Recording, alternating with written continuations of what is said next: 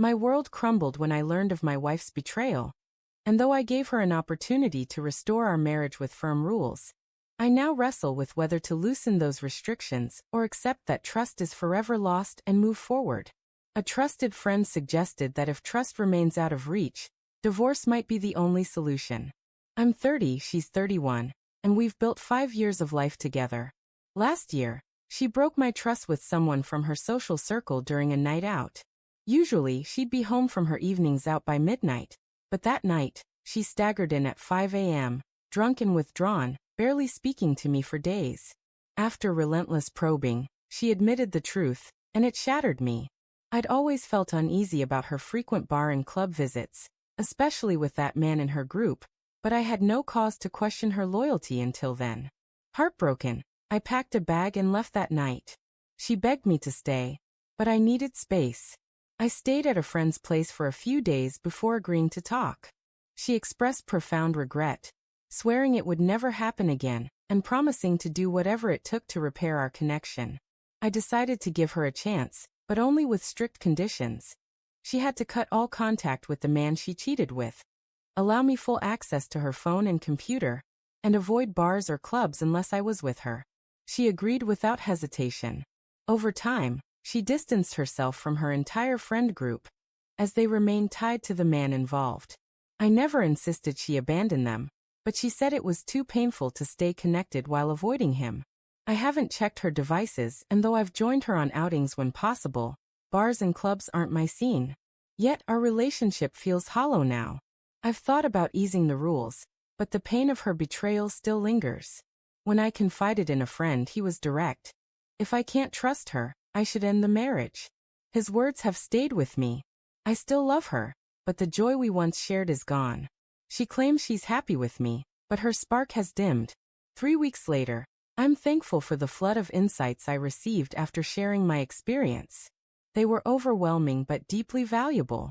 To clarify, before her betrayal, our relationship was full of life. We connected through outdoor adventures, hiking, camping, rock climbing, and loved taking trips, both local and international. Date nights were a cherished routine, and our physical connection was strong. The only tension came from her love for nightlife, which I never enjoyed.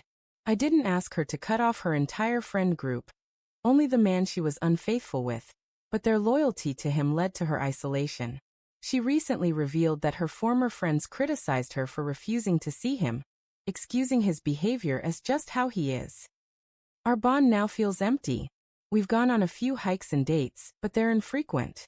Our intimacy has nearly disappeared. She tries to initiate, but I struggle to engage. In a recent talk, she reaffirmed her commitment to me and my rules, but feels unworthy of making her own requests. She fully owns her mistake and its consequences. I proposed couples therapy, and she agreed immediately. I'm willing to try it, not out of optimism, but because she's respected my conditions for a year. Deep down, I doubt I'll ever fully trust her again. If therapy doesn't work, I'm ready to walk away. A thought-provoking comment made me realize I hadn't considered why she cheated. I plan to explore that in therapy. 3 months later, we've been in therapy for weeks, navigating a tough process to find a therapist who fits us both. We've had raw, painful conversations. When I finally asked why she betrayed me, she admitted it was driven by curiosity. A friend had shared details of her own encounter with the man, and under the influence of alcohol, my wife gave in to temptation. She said regret consumed her the moment she sobered up. Through therapy, I've realized my conditions weren't just about rebuilding trust. They were also a way to punish her. In one session, I confessed, she made my worst fear come true by cheating with the one person I always worried about. After many sessions, I've come to terms with the fact that trust is gone for good.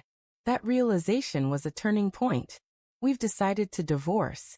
Financially, we're both stable, and with no property or children to complicate things, it feels like our relationship ended long ago.